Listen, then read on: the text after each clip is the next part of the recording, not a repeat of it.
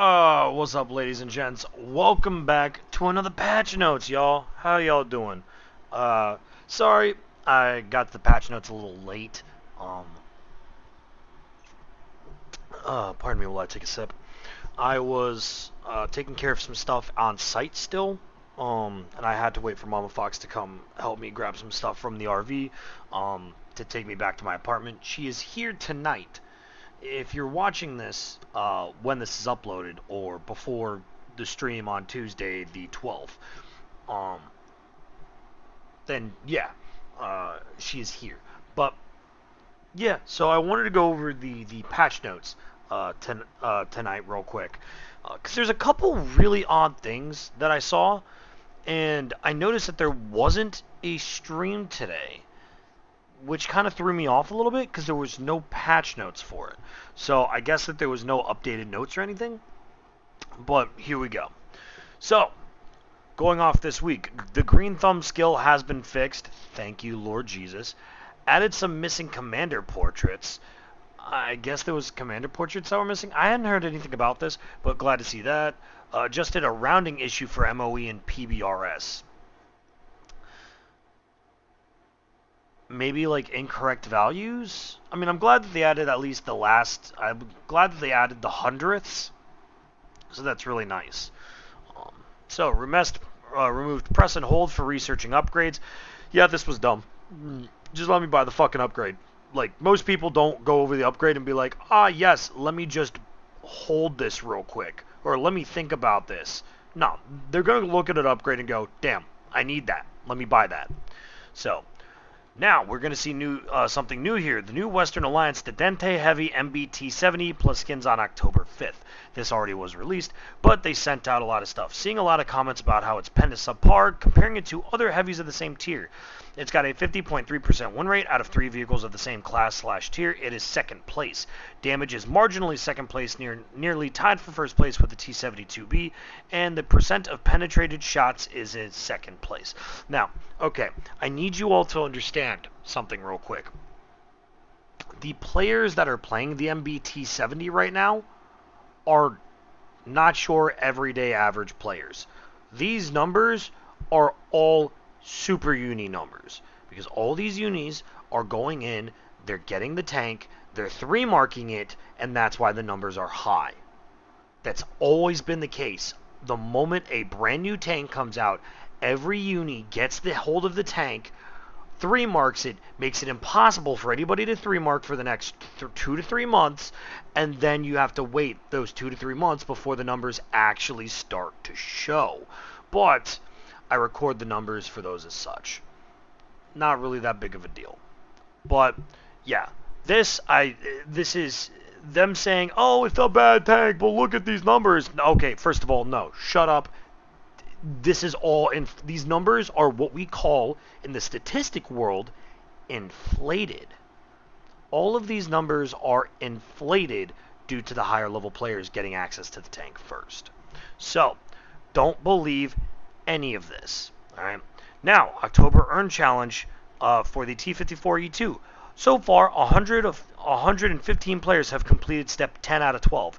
60 players have completed Step 11, and 25 players have already earned the T54E2 since the challenge went live on October 1st. Now, if I'm correct, this challenge is going until roughly about the middle of May. Or not middle of May. What am I saying? Middle of November, I think. I need to check the actual dates, but I believe it's a month and a half, since the last Earn Op was for the Valor, and that was roughly about 2.5 months, I think.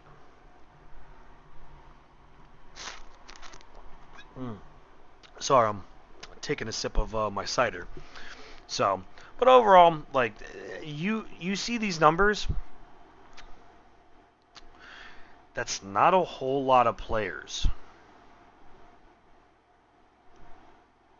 It's kind of ass. But it is a really good tank. It's the unskinned Sergeant Slaughter, so it's a 3-shot auto-loading heavy that's got a really trolly turret. Overall, it's not a bad tank.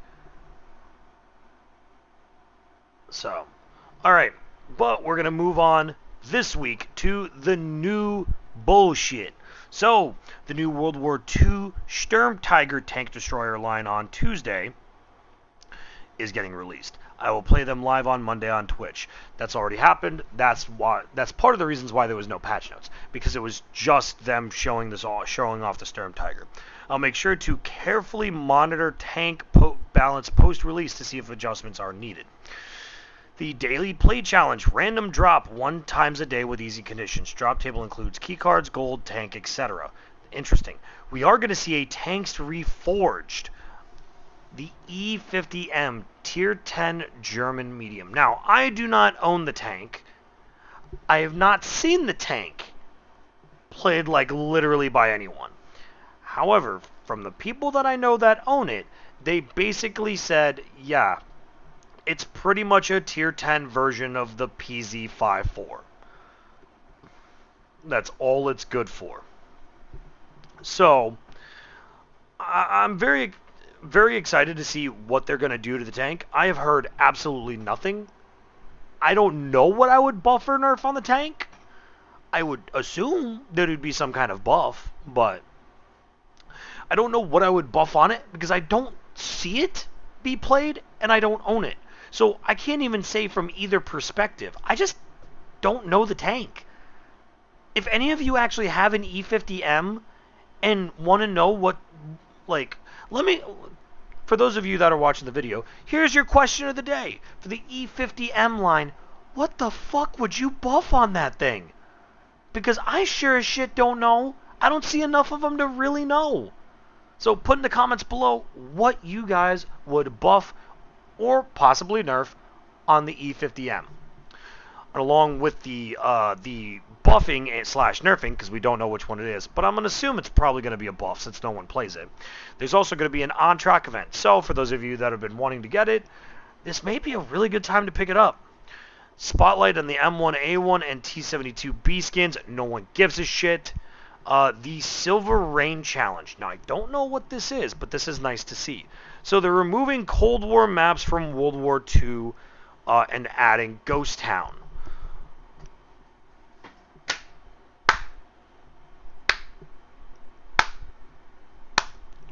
Yes!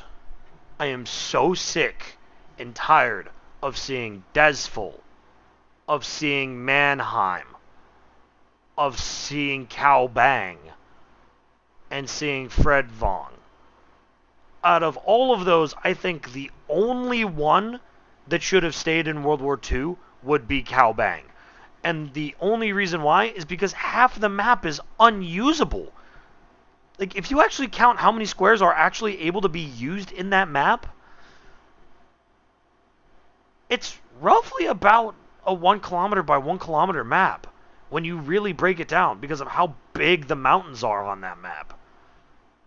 It's kind of nuts, actually. But my point being is Mannheim, Fred Vong, and Desful can 100% hit the shitter, right?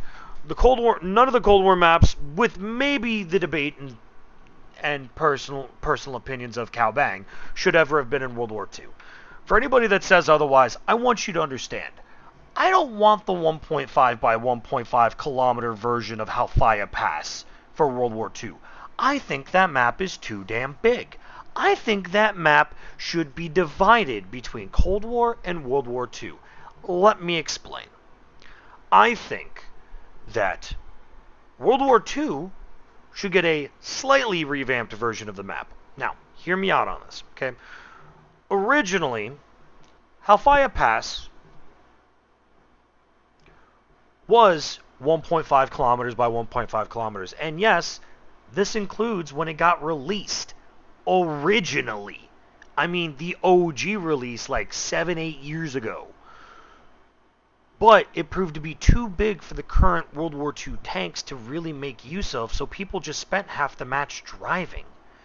So, in response, they shortened it. They shortened it to 1 kilometer by 1 kilometer. Which, I'm going to be honest with, I think was a perfect idea.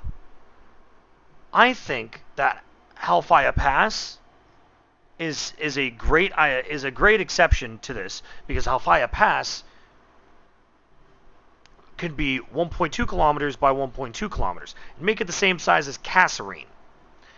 And give it to World War II. And then give the 1.5 by 1.5 version to Cold War. Easy. But I'll explain everything else at another date. For now, let's go ahead and get back into this. So, regarding Ghost Town, now one rotation for Battle Tiers 5 through 8, one for 9 through 11. 9 through 11, 3 fewer maps than 5 through 8. Why 9 through 11? What? That makes no sense. Oh, Ghost Town is for Era 1. Okay, that would kind of explain it.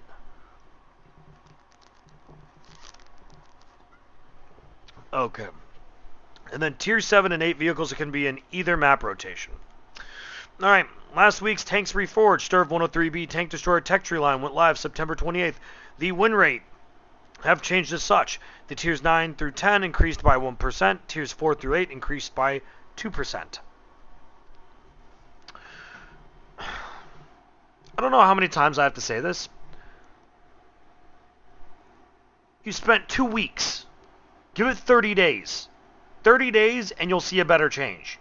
Stop with this, oh, but the numbers are up. Shut up. Shut up. Look at the 30-day mark, see where it's at. Then come back to me and talk. Now, here we go. Looks like we got a little bit more information about the E50M. They're going to improve the alpha damage and the DPM of most of the guns from the Panther to E50M. They removed the bad stock guns from the Panther 2 and the E50, so they start with a more tier-appropriate gun. Oh, okay, never mind. So there we go. There's the buff then, I guess. Improved turret armor for the Tier 9 and 10. The Krav Panther will see increased alpha damage and all-around gun improvements. The Panzer III OSF-K received improved hull armor and accuracy. New Tanks Reforged is related to MI6. Can you guess?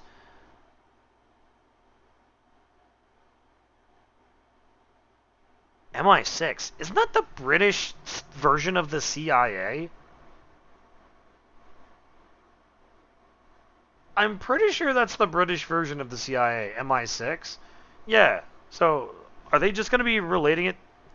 Or is the MI6 a tank that I've just never heard of? Maybe I'm tripping. I don't know.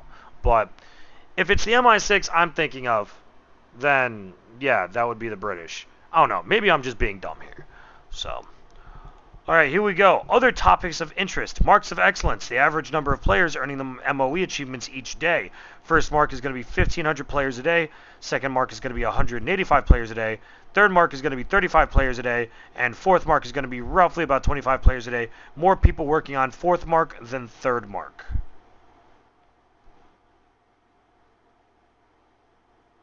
Yeah, because most people going for the fourth marks were already at 95%. So there you go.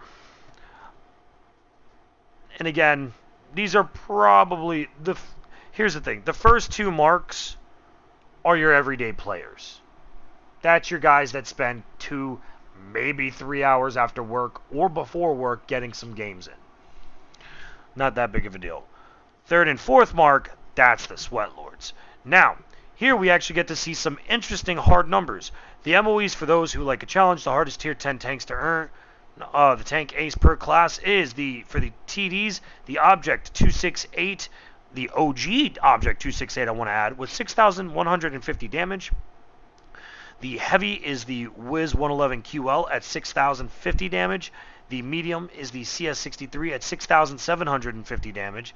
The light is the Manticore at 6,900 damage. Nice. And the Arty is the Conquer gun carriage at 5,092 damage. Now, for those of you wondering, but damn, 6,900 damage is a lot of damage. I want you to understand that's also taking into account assisted damage. So spotting and tracking, that counts. At least I think some of it counts. For the tank ace? Yeah, for the tank ace, for an ace tanker. Yeah, an ace tanker is total amount of XP. Wait, what? Hold on.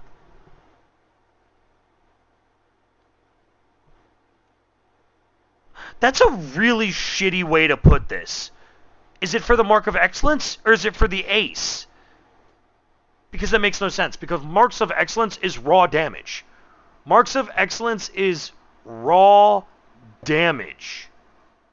Raw damage and I think direct assisted damage. So I think like track damage. Correct me if I'm wrong in the comments below though.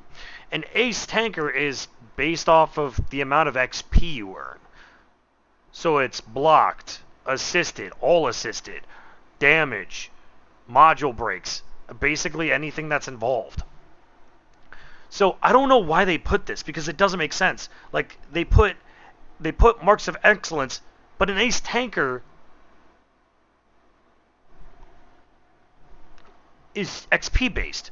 So why did they say Tank Ace? Do they mean 4th mark? Is that what they mean? A 4th mark? Because if they meant 4th mark, that's what they should have put. This is worded so shitty. This is worded so fucking poorly. I would have to ask Mento about what he means by this. So, because then this sentence doesn't make sense to me. They're going to continue to monitor NMOE, same rate of earning as before. We'll evaluate recent map weighting. Please, for the love of God, change it. Ugh. The current map system is straight ass. Contracts UI is a work in progress. Images were shown of concept. I did see a couple of them. At least I saw the one for the blunderbuss, I think it was. I don't know. It is what it is. But here's the new maps that will be re-arriving to the game. I'm very excited because we get Thightfall Ridge back. Thightfall Ridge is just Redshire. It's just Redshire with a forest. Excuse me. That's all it is. That is all Thightfall Ridge is. And honestly, wait, Thightfall Ridge? No. Am I tripping? I might be tripping. Ah, shit. I might have gotten the maps mixed up. Oh, well. All I know is that Thightfall Ridge is a forest map. It's got the great E4 spot where you can chill and snipe from. Super, super love. I love it. It's a great map. Wholeheartedly. Love that shit. Razanai. I don't remember. For you Russians, I'm sorry. I probably mispronounced this. I'll just call it Raz for now. Raz. I don't really remember much of this map. I'm going to be honest. I would actually need to look that up. So I have no idea what map this is. Erlenberg is good to see come back. I'm not, with the current tank setup, I think actually now that I think about it, Erlenberg is a kind of town-based map. So I'm really excited about that. That actually brings me a lot of joy, actually. We don't have enough town/city maps right now in rotation, and it really hurts, because fucking Artie still hasn't been nerfed, Wargaming. Do your job. And a fan favorite, or a fan hated map, Lakeville. A lot of people hate Lakeville. Personally, I don't give a shit. It's a fun map to run around on. So, then here we go, the rest of the good shit. Halfaya Pass second playtest is being organized currently. The Armadillo, aka the Harmadillo, balancing is being investigated with the Super Tester. Spectator HUD improvements we will follow up next week on. Light tanks and escalation have been lowering slightly, but is still an issue we are continuing to monitor. We're working on smoothing the camera movement when going through the tank reel. I don't give a shit about that. Fix spectator HUD mode. Fix spectator HUD mode, please. Next season starts 1 week after this season ends. Great, no one gives a shit. Considerable discount on the season pass for the next season. Now this I am very excited about. And the reason why is because since Wargaming, and especially Wargaming Chicago, Baltimore, the people in charge of console, since they were taking all those sponsorships, for example, from G.I. Joe, from Hasbro, from WWE, all of our season passes have gone up a significant amount. And most of us can probably agree that the previous seasons have kind of all been ass. WWE was not great. Hot Wheels was not great. Like, bro, you have a tank game and you did a Hot Wheels sponsored event and you didn't give us a racing map. Are you fucking shitting me? You lost so much money for doing that. Why? I would have spent so much time playing the game if you had just made a racing map. Holy shit. Then they had Tank 6.0, and we all know how that went. We had something after that. I don't remember. And then something after that, and then we had G.I. Joe. It was so bad that I don't even remember their fucking season names. That's how bad they were. My point stands. When they did these recent seasons, they jacked up the prices for everything. You didn't actually have to pay for the season pass for it to give you decent shit. And if you wanted just slightly more shit, you could pay the $10 for the 2,000 gold to buy the season pass. That's not bad. Literally, like, at all. And I'm okay with that. I'm honestly fine with that. So I'm glad to see that they're going to be doing a it says considerable. So I'm going to go with considerable amount as a discount on the season pass for next season. That brings me a lot of joy. So that is something that I'm very, very happy to see. So, along with this, there's also a recent color changes are still being monitored by feedback. The eye strain headache issue has been resolved. Are you sure about that? Because the whole reason why you did that was because you made the maps too fucking dark. How hard is it? How fucking hard is it to look at a map and go, damn, that really needs some more natural gamma? Come on, man. Now there will be mercenary contracts for World War II and Cold War and for non-mercenary tanks. So that's interesting. I don't know how I feel about it. About mercenary tanks in Cold War. Cold War is already a fucking shit show. You're gonna add in made up fucking tanks to it? Fuck it. Just send it. Why not? I guess. The camouflage has not been changed in this update. Please report a bug if you are seeing any camouflage mess ups. World War II HUD is still in a QotD concept designed for it. God, please fix the HUD. It's so gross. And last but not least, the AA up inscriptions are bugged. The team is currently investigating. Again, the only thing today for this stream was that I guess they just showed the Sturm Tiger, and then they'll be having a stream on Friday the 15th. So, overall, this patch notes is very, very odd to me. It's like, there's a lot of really good key things that I'm like, damn, that's really great to see. And then that's like 10% of it. Then there's like 30. Yeah, we'll go with 30%. 30% of it, I'm like, wow, why are you doing this? This is ass. And then the other 60%, I'm like, I don't give a fuck. None of this matters. So, but it's whatever. Again, the question of the day is going to be, do you agree, and I'm going to slightly change it, do you think the buffs on the E50M will be enough based on what they said earlier? Let me know in the comments below. Again, thank you guys so much for stopping by. I hope you guys have a wonderful morning, afternoon, evening. My name has been Domini Fox. I hope you all enjoy, and as always, good hunting. I'll catch you guys next time.